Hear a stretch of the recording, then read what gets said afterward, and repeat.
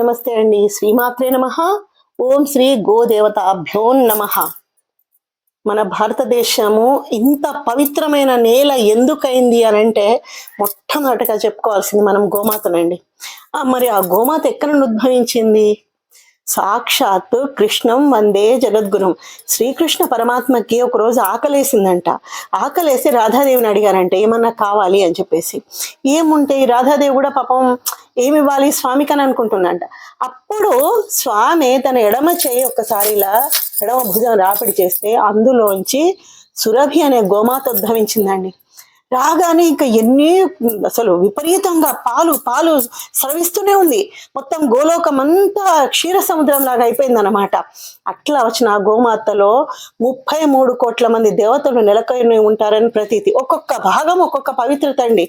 అలాంటిది మనకిప్పుడు ఈ ఒక్కోసారి ఆవుల మీద రకరకాల అరాచకాలు అవి జరుగుతుంటే చంపుతుంటే ఎంత బాధగా ఉంటుందండి కదా. ఆ బాధ అది ఎందుకంటే గోమాతను ఎవరైతే హింసిస్తే అది ఎంత పాపం అంటే అది ఇంకా ఎన్ని జన్మలెత్తినా తీరదండి. అలాంటి గోమాతను మనం సేవిద్దాం, తరిద్దాం. ఎందుకంటే గోమాతకి మనం చేసే ఒక మాట చెప్తున్నానండి, మీరు ఏది చేసినా చేయకున్నా ఎక్కడ గోవులు ఉంటే అక్కడికి వెళ్ళండి. అక్కడికి వెళ్ళి ఆ గో సేవ చేయండి, పూజ చేసుకోండి, దానికి గ్రాసం ఇవ్వండి. మీ 10 తరాలు తరిస్తాయండి. అంత గొప్పది గోమాత. మరి అలాంటి గోమాత విశిష్టత చెప్పాలి అని చెప్పేసి అనుకొని మేము మా ఆలయంలో ఉన్న గోశాలలో గోవులకి పూజ చేస్తున్న చిన్న వీడియో మీకోసం చేశాము. తప్పకుండా మీరు ఇంకా డీప్గా చూడండి, ఇంకా సెర్చ్ చేయండి. గోమాతలో ఎంతమంది దేవతలు ఉంటారు, ఏం చేస్తే మనం తరిస్తాము. అలాగే గోశాలలో ఒక గరుకు స్తంభం అని కూడా పెడతారండి. ఆ గరుకు స్తంభంకి ఆవుకి దూర చేసినప్పుడు అలా తను గోక్కుంటే ఒక వెంట్రుక రాలిపడింది అనుకోండి, ఆ 10 తరాలు తరిస్తాయంట వాళ్ళ తాత ముత్తాతలు. ఒకటి అని చెప్పడానికి ఏముందండి, గోమాత గోమయం అనుకోండి, గోమూత్రం అనుకోండి, ఏది తీసుకున్నా గోవు దగ్గర నుంచి. ఇంకొకటి ముఖ్యమైన విషయం ఏంటంటే గోవు ఆక్సిజన్ని తీసుకుంటుంది, ఆక్సిజన్నే వదిలేస్తుందండి. ఎక్కడైతే గోమాత ఉంటుందో ఆ పరిసర ప్రాంతం అంతా కాలుష్యం లేకుండా ఉంటుంది. ఒకటి కాదు ఇలా చెప్పుకుంటూ పోతే. అందుకే చిన్నగా చెప్పిస్తున్నాను. తప్పకుండా మీకు దగ్గరలో ఎక్కడ ఉన్నా గోసేవ చేసుకోండి, తరించండి. ఈ వీడియో మీకోసం. ఎందుకంటే శ్రీదేవి సిరులు ఛానల్లో నాకు తోచినంతగా కాస్త సనాతన ధర్మం గురించి చెప్పాలి, నలుగురు చూడాలి, 100 మంది చూసినా పర్వాలేదు, నాకు ఒక ఆత్మ సంతృప్తి మిగులుతుంది ఈ జన్మకి అనుకొని ఇలాంటి కొన్ని వీడియోస్ నేను చేస్తున్నాను. తప్పకుండా మీరు ఆదరించండి, 10 మందికి షేర్ చేయండి. కొత్త వాళ్ళు ఎవరున్నా సబ్స్క్రైబ్ చేసుకోండి. తప్పకుండా మన దగ్గర వచ్చే ప్రతి వీడియోను మీరు ఆదరించాలని చెప్పేసి మనస్ఫూర్తిగా కోరుకుంటూ మంచి వీడియోస్తో నేను ఎప్పుడు మీ ముందుకు వస్తూనే ఉంటాను. అందరికీ నమస్తే. ఓం కృష్ణాయ నమః. ఓం శ్రీకృష్ణ పారిజాతాయ నమః. ఓం కృష్ణ ప్రియాయ నమః. ఓం కృష్ణ రూపాయ నమః. ఓం కృష్ణ ప్రేమవర్ధినే నమః. ఓం కమనీయాయ నమః. ఓం కళ్యాణ్యే నమః. ఓం కన్యవందితాయ నమః. ఓం కల్పవృక్షస్వరూపాయ నమః. ఓం దివ్యకల్పసమలంకృతాయ నమః.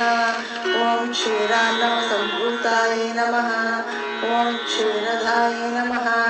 ఓం క్షీరరూపిణ్యే నమః. ఓం నందాది గోపవినుతాయ నమః.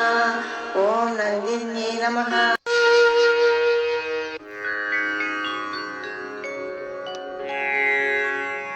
నమో గోభ్యః శ్రీమతీభ్యః సౌరాభేయీభ్య ఏవ చ. నమో బ్రహ్మానుతాభ్యశ్చ పవిత్రాభ్యో నమో నమః. గావో మమాగ్రతః సంతు గావో మే సంతు పృష్ఠతః. గావో మే హృదయే నిత్యం గవాం మధ్యే వసామ్యహం. సర్వదేవమయే దేవి సర్వదేవైరలంకృతే.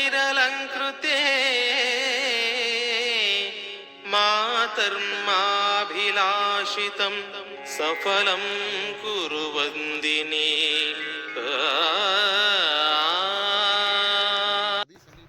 హరిహర సన్నిధౌ గోరోచనం అంటే ఆవు పుట్టింది మొదలుకొని పనికిరానటువంటి గడ్డి లోకంలో ఉన్నదంతా తింటూ ఒక తెల్లటి కాగితాన్ని తీసుకొని, మనం బట్టలు కుట్టే సూది ఉంటుందే, ఆ సూదిని కొద్దిగా తగలకుండా కాటుక మీద గుచ్చి ఆ తెల్ల కాగితం మీద ఇలా అంటే ఎంత నల్ల చుక్క పడుతుందో, ఒక రోజు అది తిన్న గడ్డిలోంచి అంత చిన్ని చుక్కంత గోరోచనాన్ని తయారు చేసుకుంటూ వెళుతుంది బతికున్న నాళ్ళు. ఒక గోవు పూర్తి జీవితకాలం బతికితే దాని కడుపులో ఇంత గోరోచనం పెరుగుతుంది, దాని జీర్ణాశయంలో. గోరోచనాన్ని బతికున్న గోవుని చంపి తీస్తే కన్న తల్లిని చంపి ప్రేగులు మెళ్ళో వేసుకున్నట్టే. నేను మళ్ళీ మళ్ళీ చెప్తున్నాను, ఎందుకంటే ఎవరైనా పొరపాటు పడతారేమో అని నాకు భయం.